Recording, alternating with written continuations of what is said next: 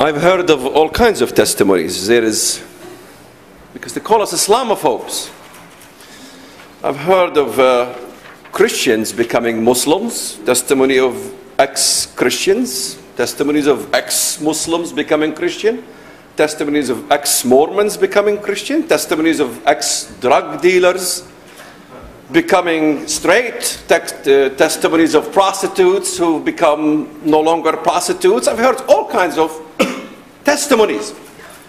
But one testimony I've never heard is a testimony of an ex-Islamophobe. Has anybody ever heard of a testimony of an Islamophobe who became an ex-Islamophobe? That means that Islamophobia doesn't exist. There is no such thing as Islamophobes. If there are Islamophobes who converted to become ex-Islamophobes, I would like to hear their testimony.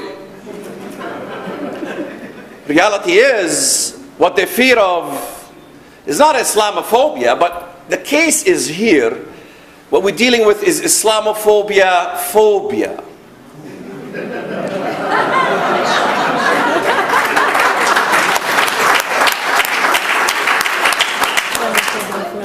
The Muslims say what a disgrace America was when one man wanted to burn the Quran. One man wanted to burn their holy writ, and millions of Christians and Americans and Jews and secularists and what have you objected and said, do not burn that book. Yet Muslims took to the streets. Millions of Muslims took to the streets being offended about one man wanting to burn the Quran, while 99.999% of the rest of the Americans said, no, we condemn the burning of the Quran. The Muslims should have been taken to the streets with signs that says, America, what a great country. One man wanted to burn our book, and 99.99% of these people condemned it. So is the issue Quran burning? Hardly. It's an issue of finding an excuse to begin to advance the denunciation of our freedoms. The issue is not, I don't believe in equality, period. I don't believe in democracy, period. Equality doesn't live in a vacuum. I believe of equality in front of the law, and equality of opportunity.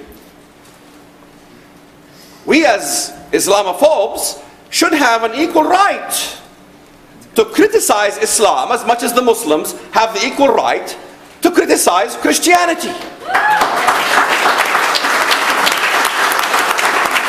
I want to go to a bookstore and find a book that says Allah is not great.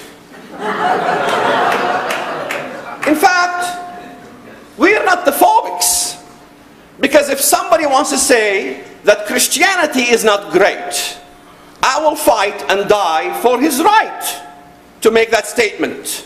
Because I believe God doesn't need defenders.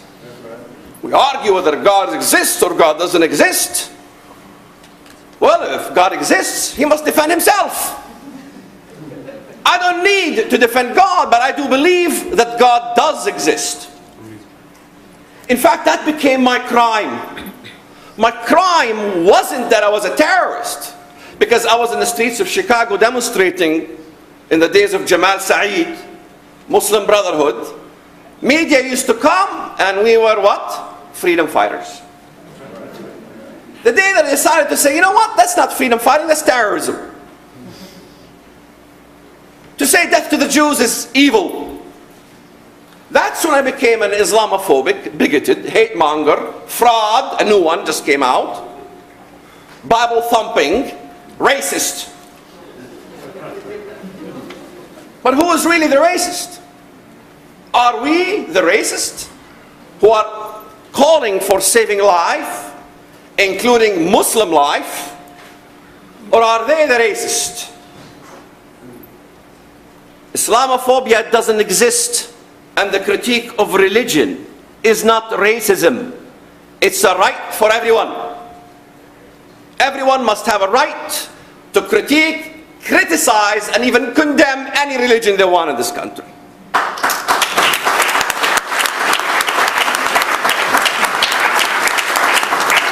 But the West lives in many myths.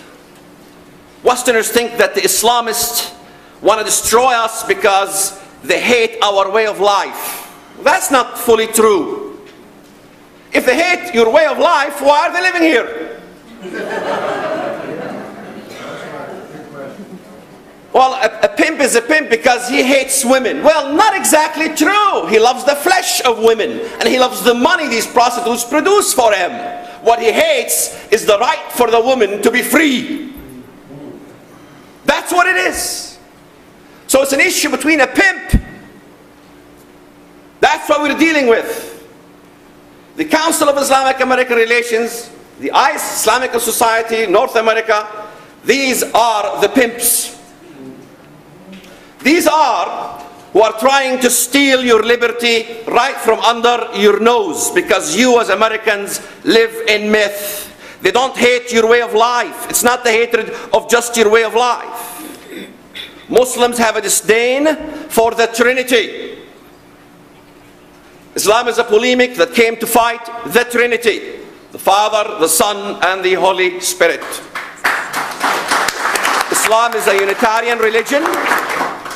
It's an Aryan heresy. It's condemned by my new faith. And this is why I must fight Islam intellectually. I must respond to it as a Christian.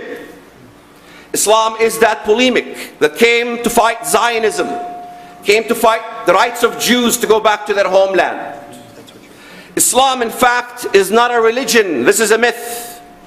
Islam is defined by Islam. Al-Islamu dinun wa dawla. Islam is a religion and a constitution and a state. We have no problems if Mormons have temples. We're not Mormon phobic.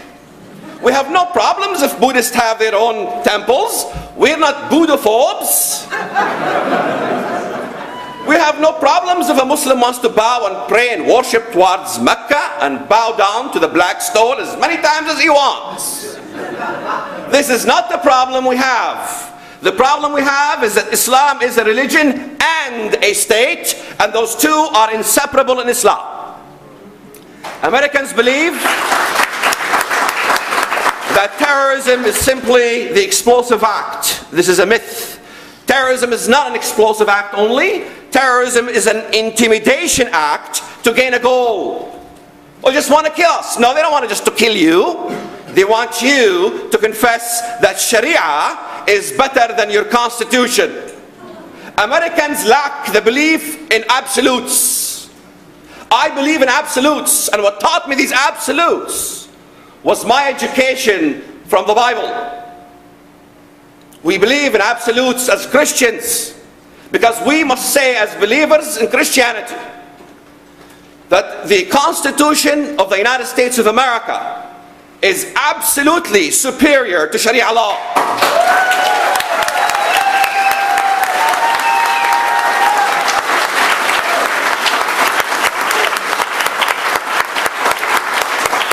Terrorism is an intimidation act through political activism to prohibit your American freedom. It's intimidation through public rioting. You believe in myths, because the myth is that to understand Islam, you must be educated by university professors. You must listen to politicians and what they say about Islam. You must listen to the terrorist experts who are accepted in the media. The way to understand Islam is to ask ex-Muslims. The way to understand Islam is not to be a scholar of Islam, because this is what they object. Oh, you're not a scholar of Islam. You cannot be qualified to speak about Islam. Excuse me, does a regular Muslim have to be a scholar on Islam to be a Muslim? No. Ask the Copts in Egypt. Ask the Lebanese Christians in Lebanon. Ask the Assyrians in Iraq, who suffered tremendously under Islam. Ask the Armenians. Ask people that tasted the bitter herb to tell you the real history of Islam. Don't just ask the university professor. Ask the people on the street that live there. Ask the Egyptians. Because people tell me, you know, the Muslims are two types. There is the radical and the peace-loving. Well, not exactly like that. Sure, 50% of Egyptians said no to Sharia. But are those truly Muslim believers? They're really liberal. They're the Wafd, the organizations that have their birth certificate says they're Muslim. They don't really care. I am not talking about these. I am talking about the two kinds. The one that is open about his radical views, and the ones who are in disguise about their radical views. But the West needs to understand how to be witty, how to ask the right questions, and how to recognize the Muslim fundamentalist who is in disguise.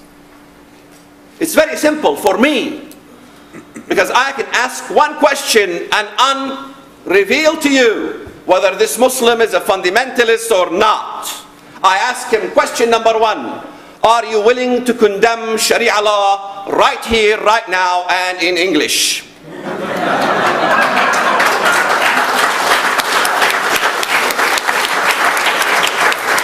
Because the ones that are in disguise, like the Council of American Islamic Relations, yes, they condemn terrorism, but only through a verb. But they also condemn anyone who exposes it. They condemn terrorism just by words. Yet they don't condemn anything else that kills converts. Ask to Isalmophobia what he says in Arabic, not what he says in English. And I'm glad to be in the forefront of translating what these bastards say in the Arabic language.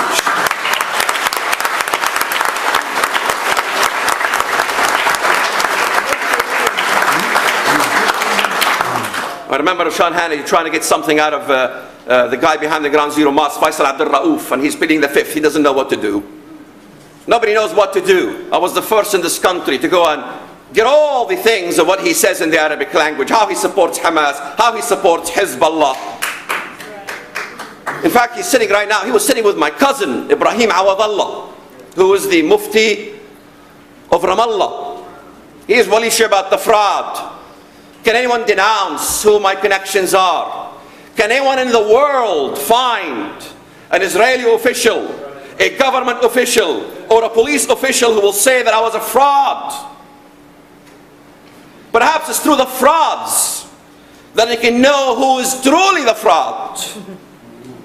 They call us fraud because our Messiah promised to us.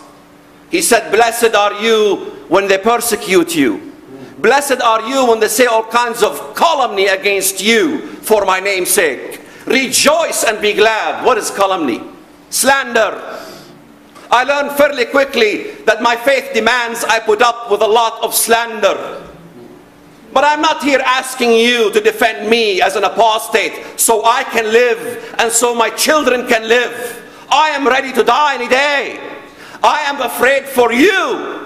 I want to live and die for you so you can live, so your children can live, because this is the ultimate love. This is the ultimate faith, is for man to become an eye for the blind and an ear to the deaf, and to open our voices loud and clear for Americans to say this is your chance to stand up and defend your country.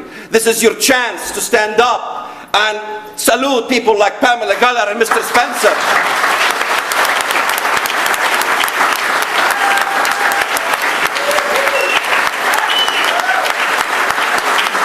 Those were the two that stopped the Ground Zero Mosque with your help and with the help of Americans in New York. Those were the two that were there, unafraid. Terrorism means fear. Terrorism is fear. And the only way to fight fear is through fearlessness. You can't fight fear through fear.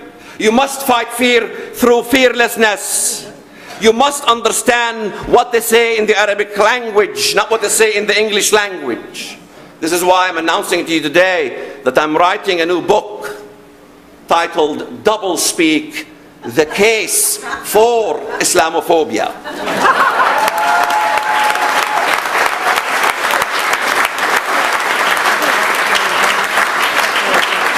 We always hear how bigoted we are and how racist we are. Show us the racist comments. They do not exist.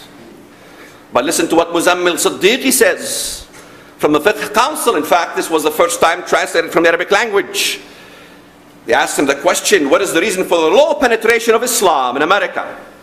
Well, he says, the reason for low penetration of white Americans with Islam is that whites' fanaticism and sense of superiority and sovereignty over other nationalities, unlike blacks who have a need for Islam to excel over the whites who despise blacks. The whites have great spiritual vacuum. But I never met whites and I never met blacks. I've never met a black person in my life. Anybody here is black? Raise your hand. Sorry, sir, you're brown. Anybody here is white? Raise your hand. Sorry, ma'am, you're pink. I am so sick and tired of the pigment. I am so sick and tired of creating racism that doesn't exist in this country. I see pink and brown. I see Christian. I see all kinds of faith. I don't only see Christians and Jews. I see also atheists. Because my war is not with the atheists. My war is with the war that wants to take away the freedom in this case. My war is for the ones who say you must be killed because you left the religion of Islam. My war is with somebody who condemns me because I chose to believe in the Trinity. My war is with the Lu'ay Safis at Fort Hood who come to brainwash your soldiers after Fort Hood massacre to say that the reason for Islam is not to force people to convert, but to establish Sharia law in America. Sharia law will never be established in America as long as we Americans wake up. Vigilance is the cost for freedom. Don't kid yourself. You must be vigilant. You must be always awake. We must be sober as Americans. We must be like the first generation Americans to fight for a country that gave us that liberty that we so much enjoy, to criticize anything we like. It is the country that I love. It is the country where my kids live.